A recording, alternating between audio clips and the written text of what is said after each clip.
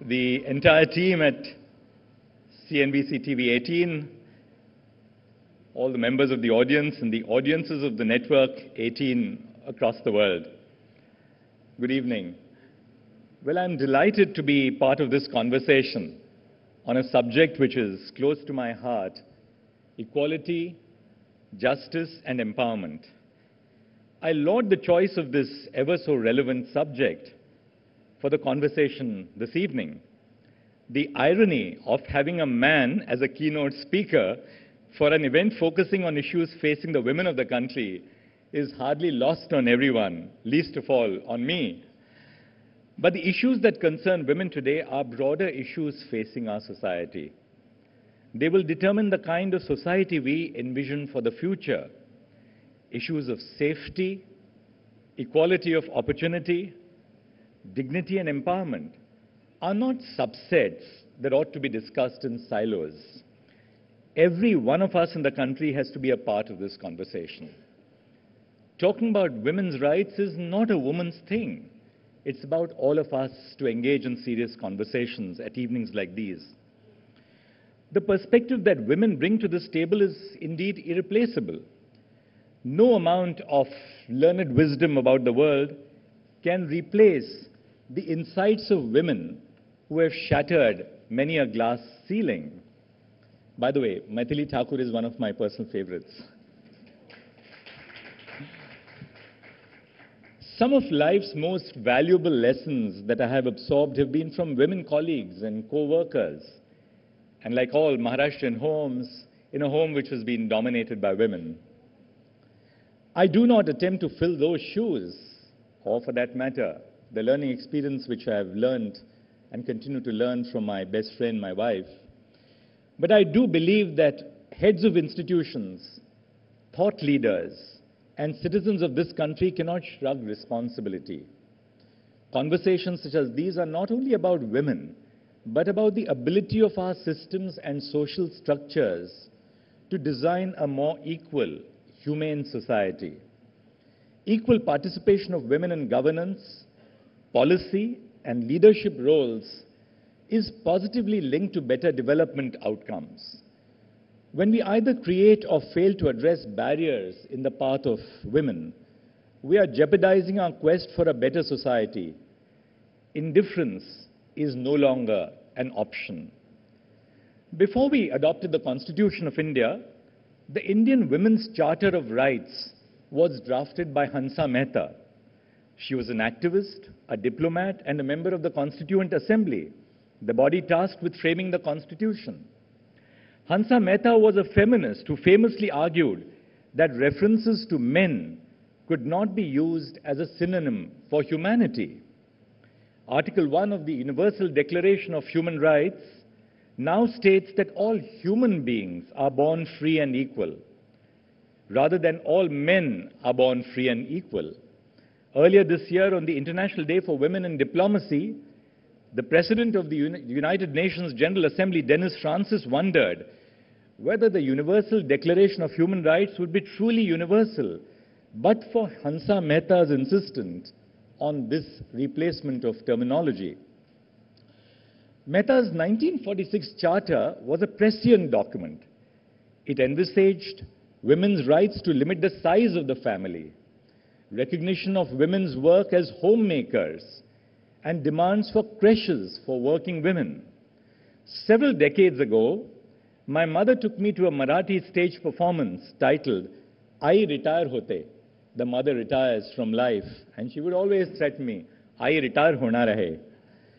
Hansa Mehta's charter influenced the contents of our fundamental rights and directive principles of state policy. Some of its articles were truly ahead of their time and would become a part of the women's movement worldwide, much after Mehta articulated them. More importantly, this charter imagined Indian women not as recipients of welfare and assistance, but as contributors to the reconstruction of independent India. The not-so-quiet subtext of Hansa Mehta's vision was a reimagined public life for Indian women, away from the traditional position in the public-private space divide, a break from the male default option. Even before the Women's Charter, a national planning committee chaired by Lakshmibai Rajwade and Mridula Sarabhai submitted a report espousing independent economic participation of women.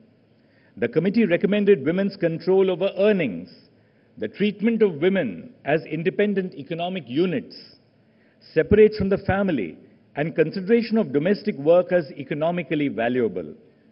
Kapila Khandwala, a member of the committee, dissented from its findings because she believed that they were inadequate.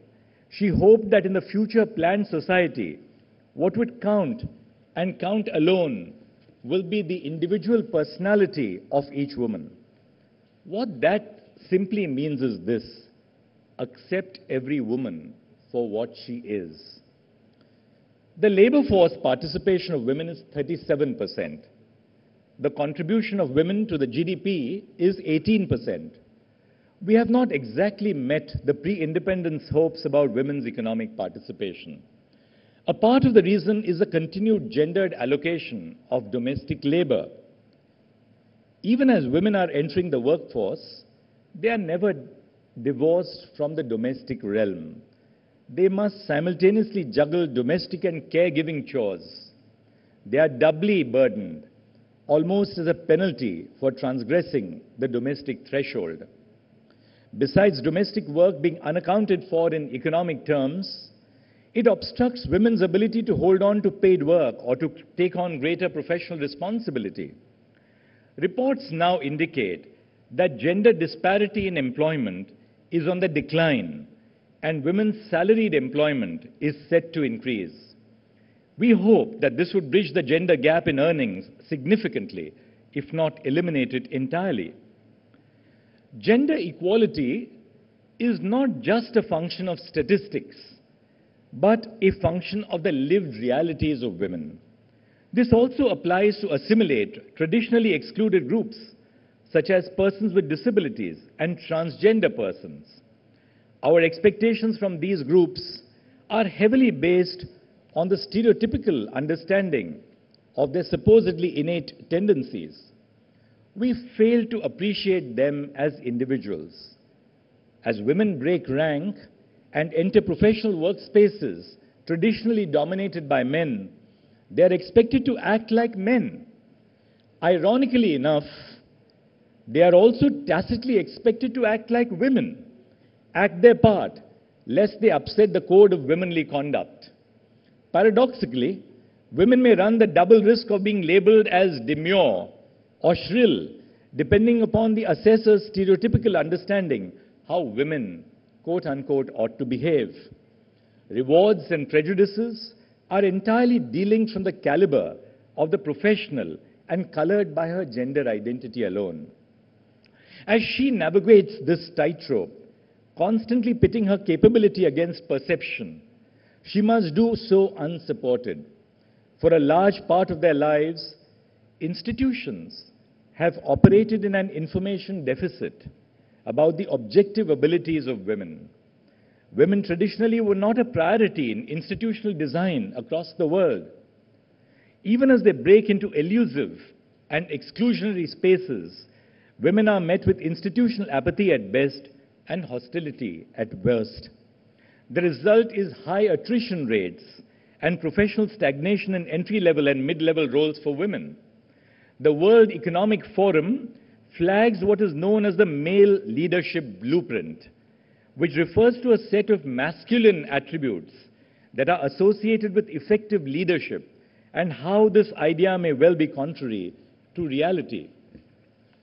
Karthik Muralidharan, in his recent book titled Accelerating India's Development, explores the possibility of a digital human resource management information system. The HRMIS, as he calls it, is simply a digital record of employee information intended to create a more transparent and equitable system for promotions for women.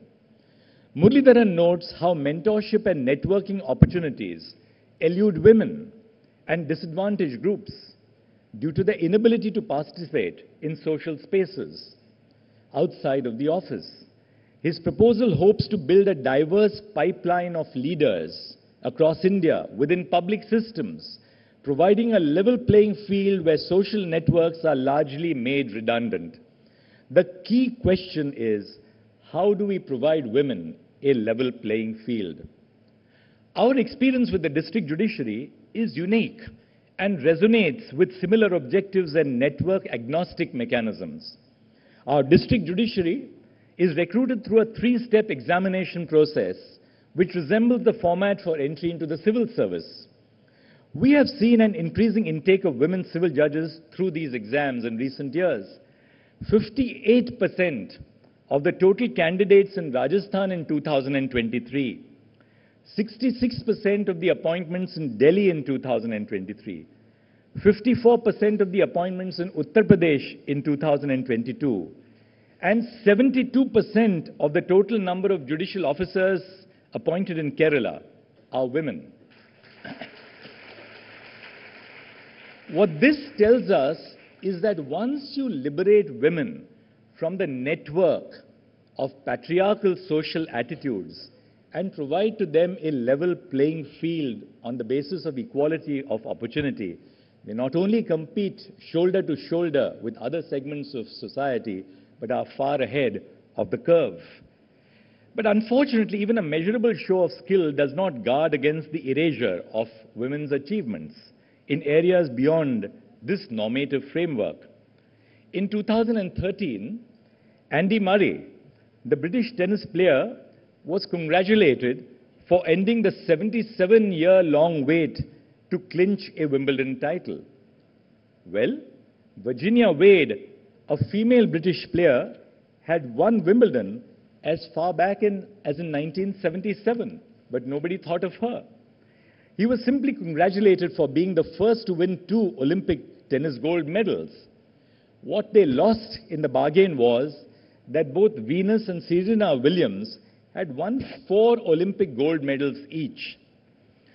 This is what Carolyn Perez terms as a male default, a phenomenon which treats the public domain as a male preservation and disparages, discards, and erases women's experiences to the contrary. The male default underlines gender data gaps in government planning, which in turn results in normative, male-centric policies which would harm women. Perez argues that the exclusion of women is justified by glorifying simplicity, from architecture to policy to medical research. The idea that simpler policies are better policies per se, Perez claims, is distortive. They make sense only if women are seen as an added extra and not essential. The book suggests involving women in the decision-making process to close the representation gap. In 1969, a distinguished philosopher, Isaiah Berlin, defined 2 forms of liberty: a positive form of liberty and a negative form of liberty. Negative liberty entails an absence of limitations, barriers, and constraints. Positive liberty envisages positive control over one's life and an ability to realize one fundamental aspiration. In the 19th century, a set of debates hoped to settle questions about citizenship, property, access to the public sphere, and political virtue as far as these questions related to women. These debates collectively came to be known as the woman question, though not controlling or connoting a particular set of questions. The discourse gave rise to narratives and counter-narratives about women in society. These debates have formed the basis of socio-political rights such as suffrage and rights in public and private realms. But let's not make 2 bones about it. Our Constitution was far ahead of its time in recognizing rights for women, which countries across the world were still coming to grapple with. It was a visionary document which was crafted by the founding framers. Every institution must put itself to test against some of these questions. In making seemingly neutral policy choices, are we privileging male default? Are we accounting for diversity in the C-suite beyond tokenism? Are we making accommodations for women's health, well-being, and professional growth? Are we viewing women as professionals in their own right? Are we doing enough to preserve both negative and positive aspects of liberty? The preamble to our Constitution envisages social justice and equality of status and opportunity, an aspirational document scripting the future of the country. The Constitution prescribes in concrete terms discrimination on grounds of sex, while preserving the state's power to make special provisions for women and children.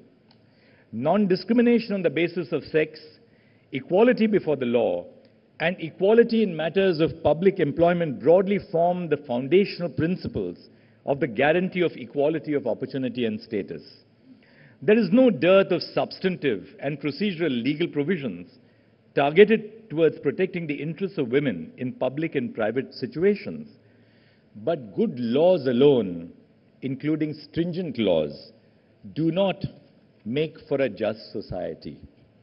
Above all, we need to change our mindsets. Law can carry the journey towards women equality to a certain extent, but not beyond.